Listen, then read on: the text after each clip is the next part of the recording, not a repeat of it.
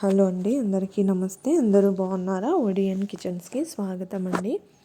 ఈరోజు Andhra style puri curry చేస్తున్నానండి. మీరు కూడా ట్రై చేయండి.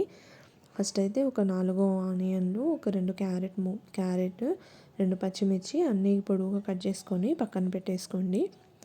తర్వాత ఒక బౌల్ తీసుకొని శనగపిండి ఒక 3 స్పూన్లు తీసుకొని ఒక 1.5 స్పూన్ వాము కూడా వేసుకొని కొంచెం కొంచెం వాటర్ పోసుకుంటూ మొత్తం స్మూత్గా అయితే కలిపేసేయండి. ఎక్కువ నీళ్ళలాగా కలపకూడదండి, ఎక్కువ గట్టిగా కూడా ఉండకూడదు. మీడియం ఫ్లేమ్లో వీడియోలో చూపించిన విధంగా అయితే కలిపేసుకొని పక్కన పెట్టేసుకోండి. ఎక్కువ బబుల్స్ అవేం లేకుండా కలిపి పక్కన పెట్టేసుకోండి. చూడండి, కొంచెం వాటర్ పోసుకుంటూ, ఎక్కువ ఒకటేసారి పోయకూడదండి. ఇలా కలిపి పక్కన పెట్టేసుకోండి.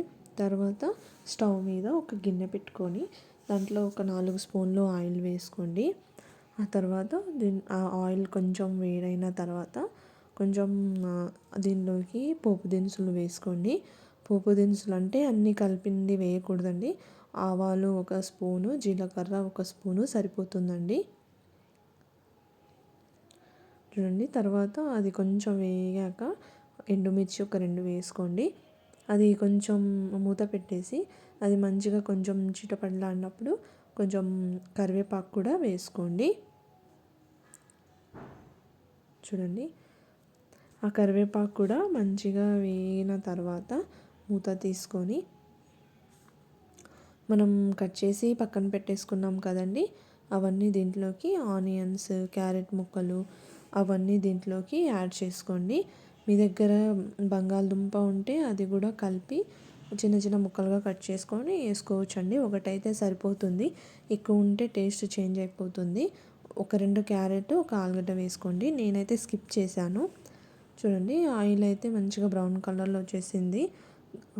ఇప్పుడు కట్ చేసి పక్కన పెట్టుకున్న ఆనియన్ ముక్కలు వేసుకోండి. అవి వేసుకొని ఒకసారి కలిపేసేయండి.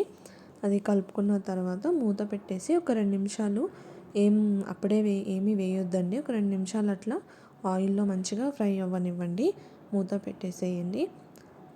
ఒక 2 నిమిషాలు ఒకసారి కలిపేసుకున్న తర్వాత మూత పెట్టేసేయండి. ఒక 2 నిమిషాల తర్వాత మూత తీసి తర్వాత ఒకసారి మళ్ళీ కలిపేసుకొని చూడండి,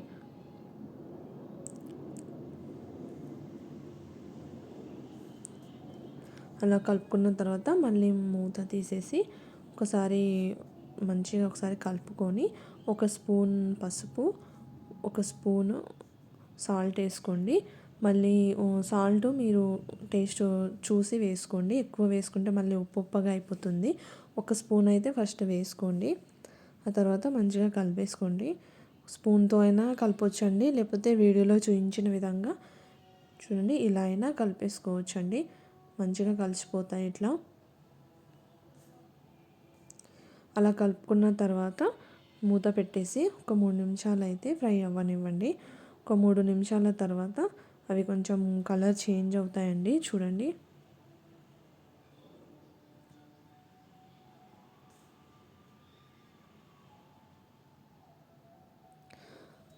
అలా కలర్ చేంజ్ అయినప్పుడు ఒక 2 నిమిషాలు అలా ఉంచేసి మూత పెట్టకుండా అలా ఉంచేసి తర్వాత 2 గ్లాసులు అయితే వాటర్ పోసుకోండి.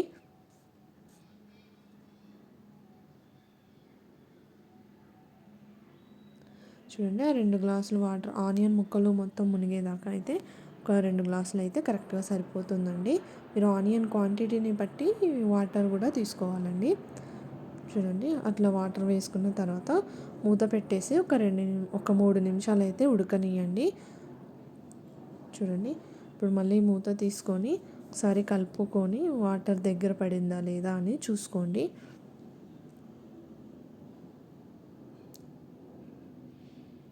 ఆ తర్వాత మనం దీంట్లోకి కారం ఒక 2 స్పూన్లు అయితే కారం వేసుకోండి.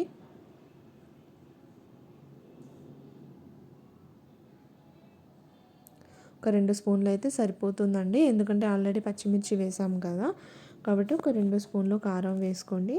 ఆ తర్వాత కలిపేసుకొని ఒక 2 నిమిషాలు అట్లా ఉడకనియండి. ఆ తర్వాత ధనియాల పౌడర్ కూడా ఇక్కడే వేసుకోండి. అది వేసుకున్న తర్వాత మూత పెట్టేసేయండి. అది మొత్తం కొంచెం దగ్గరికి వచ్చేస్తుందండి. చూడండి, ఇట్లా వచ్చినప్పుడు కొంచెం ధనియాల పౌడర్ కూడా వేసుకొని కలిపేసుకొని మూత పెట్టేసేయండి. ఒక 3 నిమిషాలు ఉడికిన తర్వాత మనం కలిపి పక్కన పెట్టేసుకున్నాం కదండి శనగపిండి వాటర్, అది వేసుకోండి.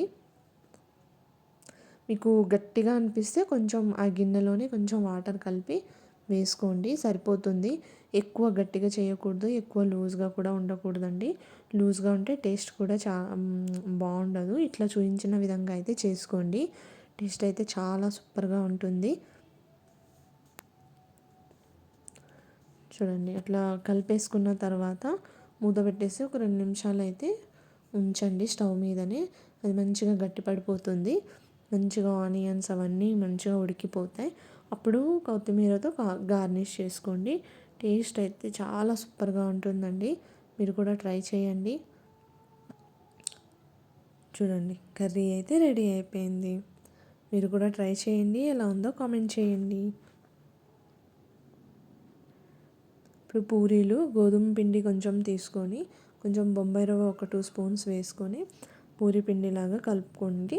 తర్వాత చిన్న చిన్న పూరీలాగా ఒత్తుకొని స్టవ్ మీద కడాయి పెట్టేసుకొని ఆయిల్ హీట్ ఎక్కిన తర్వాత ఈ పూరీల్ని వేసుకొని చేసుకోండి. ఒక సైడ్కి లైట్గా ప్రెస్ చేస్తూ ఉంటే మంచిగా పొంగుతాయండి. చూడండి, అట్లా చూపించిన విధంగా అన్ని పూరీలు చేసుకొని సర్వ్ చేసుకోండి. టేస్ట్ అయితే చాలా సూపర్గా ఉంటుంది. కలర్ చూడండి ఎంత బాగా కనిపిస్తుందో. ఇలానే మిగతా పూరీల్ని కూడా అలానే చేసుకోండి. తర్వాత సర్వ్ చేసుకుంటే టేస్ట్ అయితే చాలా సూపర్గా ఉంటుందండి.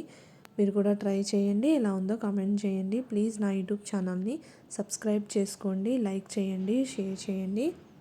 చూడండి, కర్రీ చూస్తుంటే నోరు ఊరిపోతుంది. ఇప్పుడు తినాలా అనిపిస్తుంది.